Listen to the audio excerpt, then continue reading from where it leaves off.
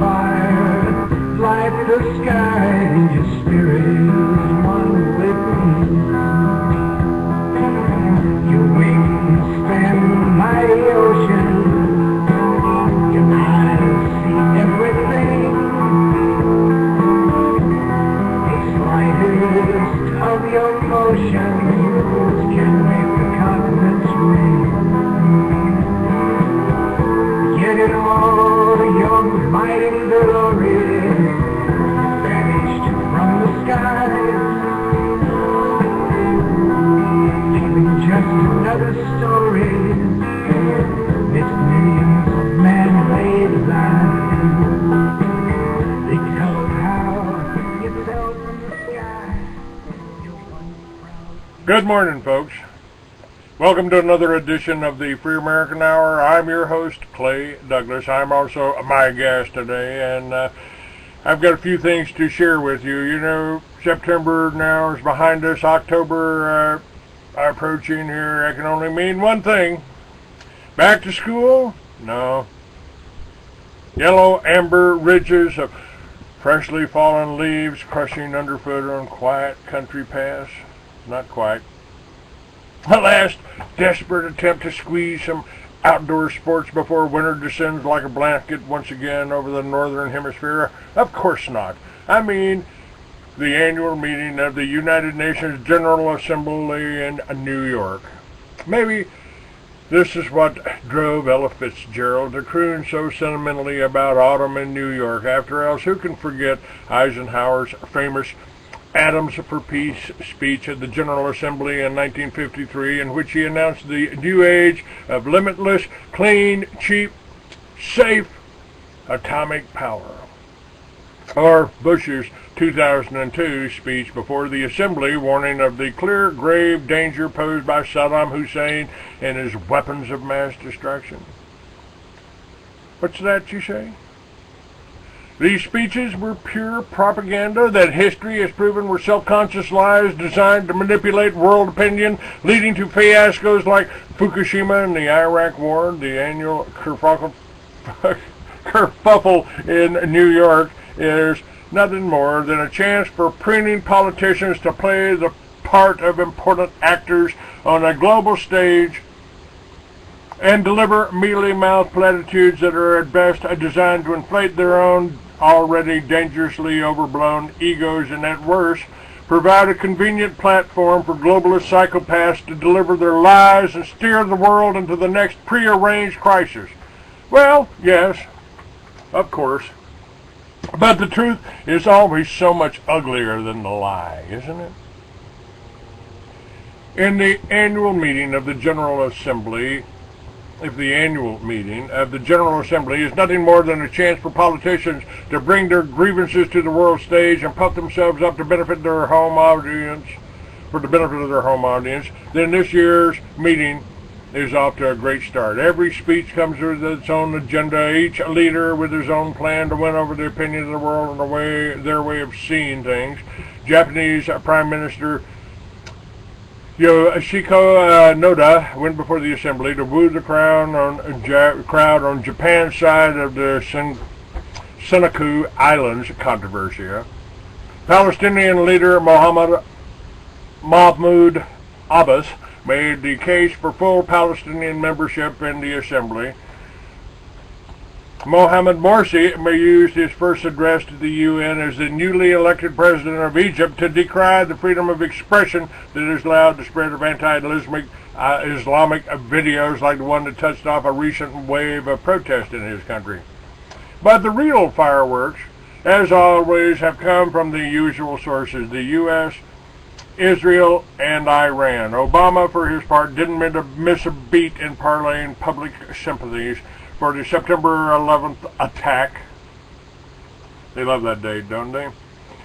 Ambassador Chris Stevens and Benghazi included in his speech a short eulogy to Stevens detailing his life and accomplishments, a general praise for foreign service personnel and their commitment to the international cooperation the United Nations represents, a feel-good speech about the greatness of the so-called Arab Spring, a denouncement of Bashar al-Assad as the sole cause of violence and bloodshed in Syria, which of course is not true, and of course the scapegoating of the anti-Muslim video as the main reason for anti-Americanism in the Middle East, oddly missing from his speech any acknowledgement of previous potholes, lies, omissions that have been told about the terrorist attack on the American compound where Stevens was killed, the pesky fact that the United States was supportive of the dictators toppled by this supposedly spontaneous and actually a manufactured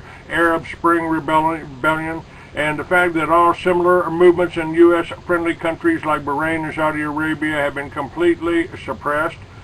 The niggly detail that the U.S. and their allies have been openly arming, funding, staging, supplying, coordinating, and even smuggling the al-Qaeda-linked Wahhabi terrorist jihadis who have been committing terror attacks and war crimes on the citizens of Syria, and the fact that inside sources are now confirming that the Obama administration knew from day one that the Benghazi terrorist attack was a terrorist act, had nothing to do with the anti-Muslim video that the president continues to talk about at every opportunity. In other words, business as usual from the liar-in-chief.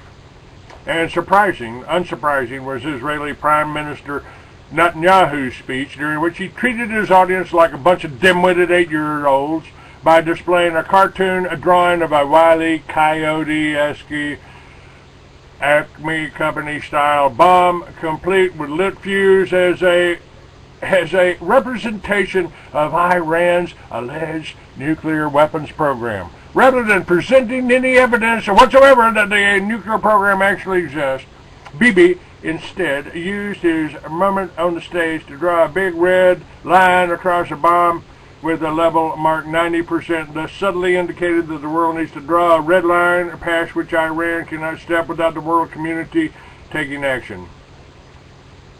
Did you see what he did there?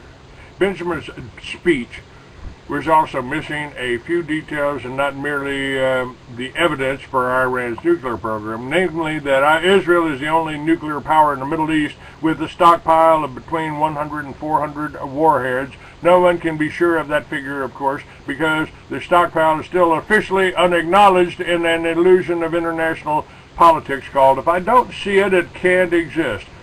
Now, that evidently assumes that the world audience is even dimmer-witted and even younger than the cartoon bomb crowd. The Prime Minister also failed to address the fact that Israel is not a member of the Nuclear Non-Proliferation Treaty, unlike Iran, and has never allowed an inspection of its nuclear facilities by the IAEA, unlike Iran. Oh, and for some reason, he left out the fact that the recently uncovered FBI documents that showed Netanyahu himself was a part of a Israel nuclear smuggling ring that smuggled parts and materials for nuclear weapons out of the United States in the 1970s.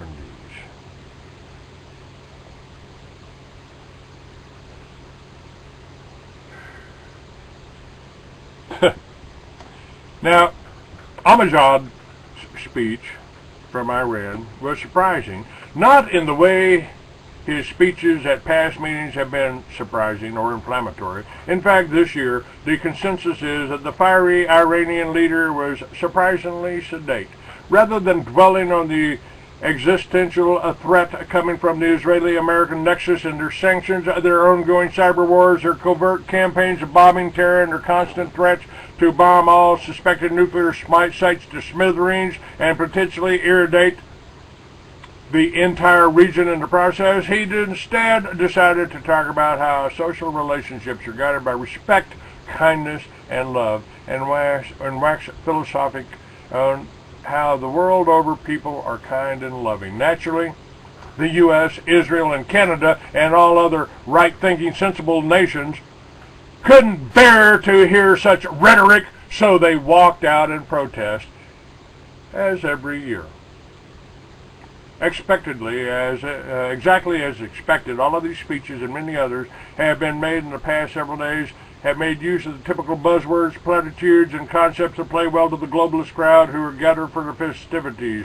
Rule of law, community of nations, international legitimacy. In other words, the kind of globalist claptrap that underlies the whole Western United Nations charade. It's easy enough to laugh this sort of rhetoric off as the insincere musings of a self-serving political class looking to bank some goodwill from the more naive sections of their local electorate. It is very disturbing, however, to realize they are deadly serious. Take this news from the latest sessions. The United Nations is back at the drawing board, once again trying to create a new excuse to get its foot in the door with its first ever global tax. It doesn't seem to matter that the ostensible reason for the tax, what the reason for the tax is. A tax on billionaires, a tax on currency speculation, so-called Tobin tax on financial transactions, taxes on carbon emissions, taxes on airline tickets, royalties for any minerals raised up more than 100 miles offshore in any nation's territorial waters. All these ideas have been floated in recent months, and it'll all be on the agenda at the 67th General Assembly. This is nothing new, of course. There's been talk of taxes there for years.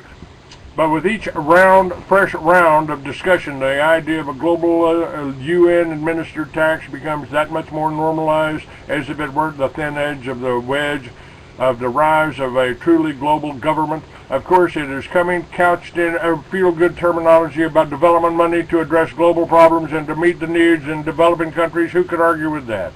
It would be like arguing with those sensible and reasonable Congress critters who instituted the income tax in Americans in 1913 at a reasonable rate of 1%. Surely you can chip in 1% to the help of your fellow man. It'll never get bigger or incentivize the political class to continue growing over government as much as possible.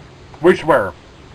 Unfortunately, there are many around the world who truly do see the government as the answer to all of the planet's problems, and by that logic, global government would be the ultimate solution. Unfortunately, for anyone who knows their history, the United Nations and other global institutions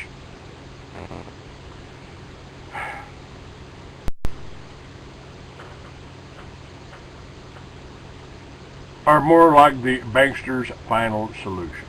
You know, the kind from which there is no escape. Now, this is what my guest told you about yesterday. This is what I've got all of the links of all of her research up on my site. And I'm telling you about that today. Now, there are also links there that will tell you about the Iron Mountain plan. Now, that was the plan for this peace that they're talking about. And I'm going to get to that in the next half. But the history right now of this global government institution, and I've got that, I wrote that, that's just what I started the Free American about, was to tell you about this.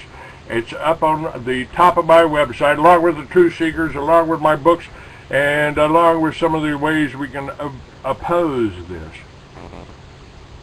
Now, the history of this global governmental institution was funded into existence. It's well documented, easily accessible. Woodrow Wilson served as the front man for bankster super gopher Edward Mandel House's League of Nations. Although generally believed to have originated with Wilson, both Wilson's and House's biographers concede that the League of Nations covenant in fact originated with House, with Wilson merely rewriting it to change the phraseology. When the Senate refused to ratify the League in the U.S., the bankers were livid. Having ditched Wilson by the wayside, House moved to setting up the Council on Foreign Relations, populated almost exclusively by bankers and lawyers to the bankers. From the outset, they directed and shaped U.S. foreign policy to assure the success of the League of Nations' successor organization, the UN. By the way, there were two countries that refused to go along with the League of Nations, folks. One of those was Russia, the Tsar in Russia, and the United States. They murdered the Tsar. They gave us the Council on Foreign Relations. They gave us the Federal Reserve. Now, from the outset, Council on Foreign Relations directed and shaped U.S. foreign policy to ensure success of the League's successor organization, the UN. The United Nations meeting originated a meeting of former CFR meetings under the bland title of the Informal Agenda Group. They represented the idea that President Roosevelt got his approval, with FDR announcing the very same by announcing the idea the very same day and making it the central plank of his post-war planning. When the body was founded in San Francisco in 1945, 47 of the American delegates to the UN were CFR members. The organization moved to its current site in 1952 after the Rockefellers donated the land and building to house this shrine of globalism. The former tenant of this particular parcel of land, an abattoir. Given the incredible links the bankers and their cronies went to setting up the UN, it begs the question of what do they expect to get out of it. After all, the United Nations has been the poster boy for ineffectual talking shops and the laughing stock of the world for most of its existence. Its pronouncements are generally ceremonial with no force of law, nothing to back them up. Its General Assembly routinely engages in ineffectual non-binding votes that are meant to express the will of the international community but are almost universally ignored. Its Security Councils comes to a complete standstill whenever one of the permanent 5 members disagrees with the rest, which is nearly always. Its very existence is dependent largely on donations from the U.S. itself, which is generally reluctant to pay and can always threaten to lower the sword of Damocles that holds over the entire organization by refusing to pay anything.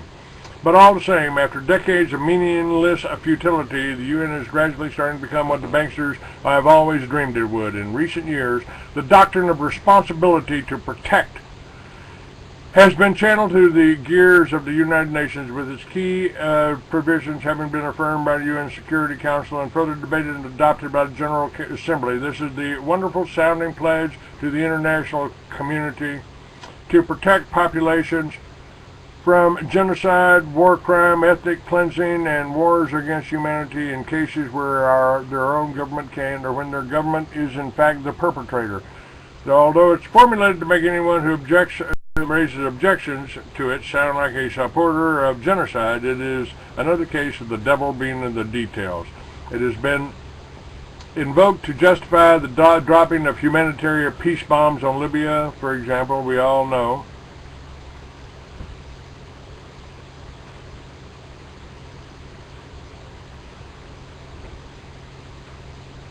Let's see, hang on a minute.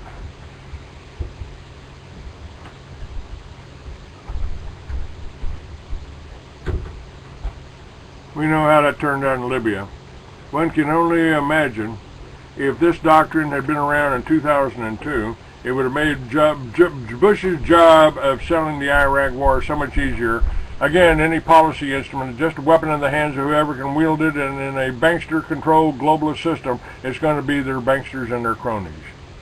The International Criminal Court has likewise gained traction, supposed legitimacy in recent years. 10 years after its founding with the Rome Statute, it delivered its first verdict this year in the case of Congolese rebel leader Thomas Lubanga Dilio. He was found guilty of using child soldiers in combat, and with one fell swoop, the International Criminal Court had actually seen the case through to prosecution for the first time in history. But international law is another one of those slippery catchphrases. It sounds fine as long as you don't think too deeply about it. Again, anyone who gets to make the decisions and who becomes the arbitrators of what war criminals to prosecute, history has always been written by the winners, and this system was not meant to prosecute the Bushes and Blairs of the world, only these people they deemed bad men by the world's reigning superpower. Is Dilio a despicable person, or many of the others who are suspected of similar crimes and into whom the ICC has opened investigations similarly despicable? Undoubtedly. But once this international rule of law becomes ingrained, how long will it be before the ICC starts to interpret laws more liberally?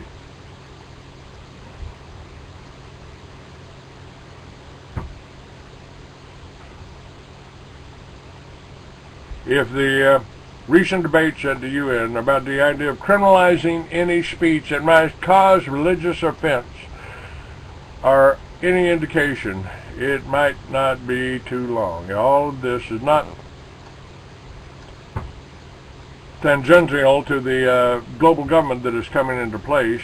On the contrary, it has been woven into the fabric of the UN itself. Its Declaration of Human Rights, often held up as some magnificent charter to enshrine human freedoms on an international scale, is in fact a chilling document that was first avowed by the avowed Fabian socialist, eugenist, and New World Order advocate H.G. Wells. It spends the first 24 or so articles outlining the fuzzy, feel-good human rights one expects in such a document before taking any of them all away in Article 29.3, where the UN reserves the right to strip all rights and freedoms from anyone who goes against the purposes and principles of the United Nations or global government, folks.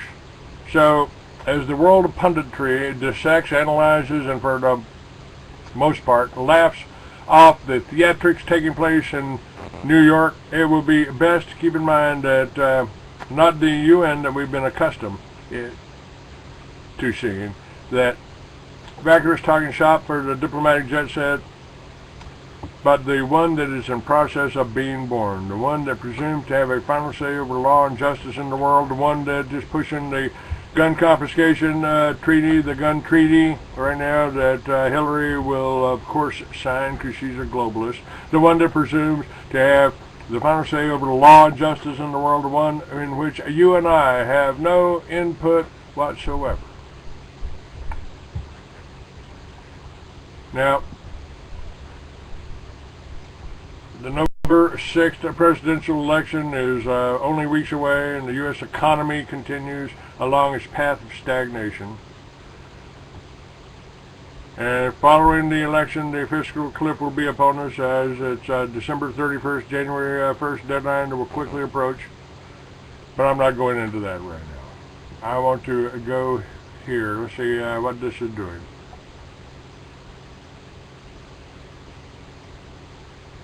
Okay.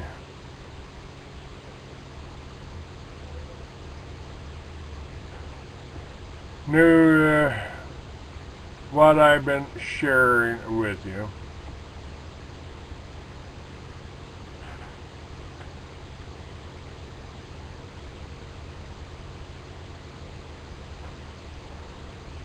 What was I reading?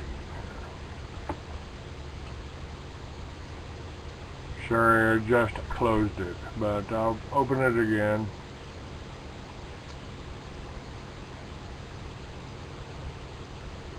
And pull it that.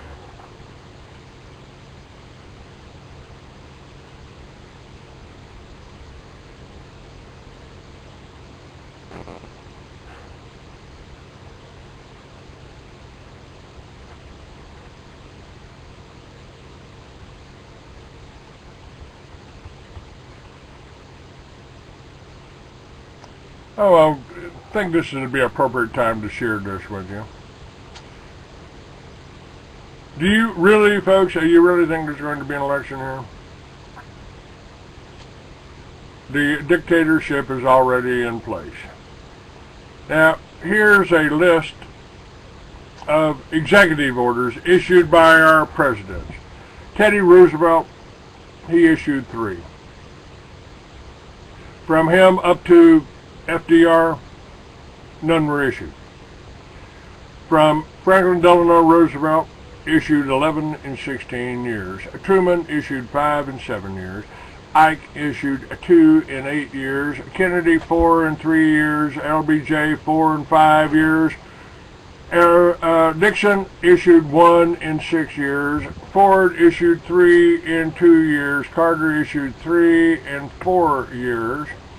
Reagan issued 5 and 8 years. Bush issued 3 and 4 years. Clinton issued 15 and 8 years. George Bush issued 62 and 8 years. And Obama has issued 923 and 3.5 years. If you don't get the implications, you're not paying attention. How many warnings do you need? 923 executive orders in 40 months. When a president issues as many as 30 executive orders during a term in office, somebody thought something was amiss. So what do you think about 923 executive orders in one part of one term? Yes, there's a reason. The president is determined to take control away from the House and the Senate, and even some Democrats in the House have turned on him, plus a very small number of Democrat senators. He should be questioned. What is he trying to accomplish? But folks, if you think Mitt Romney is going to make anything different, Mitt Romney is totally controlled by the banksters through the whole Jewish Mossad operation. Let me look here.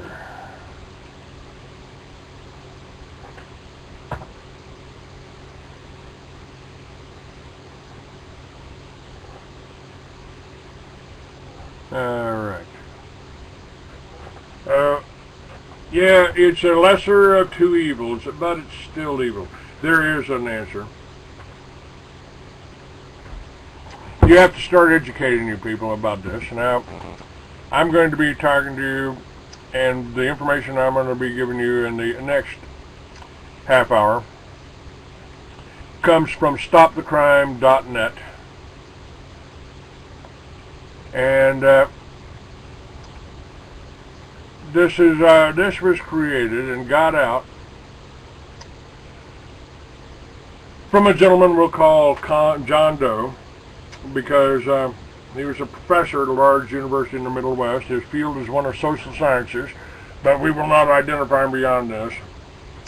And the gentleman that sent me this says, well, we met for lunch the next day in a restaurant. He was obviously disturbed. He made small talk for half an hour, which was quite out of character, and I didn't press him. Then he mentioned a dispute between a writer and a prominent political family that had been in the headlines. What he wanted to know was, what are my views on freedom of information? How would I qualify them? And quite abruptly, he began to tell the story.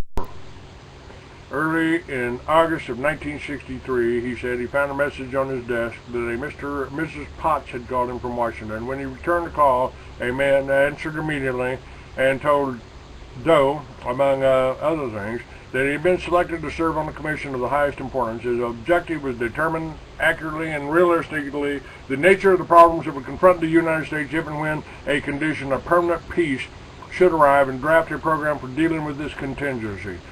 The man described the unique procedures were to govern the Commission's work, and they were expected to extend its scope far beyond that of any previous examination of these problems. Considering that the caller did not identify either himself or his agency, his persuasiveness must have been truly remarkable, of a truly remarkable order.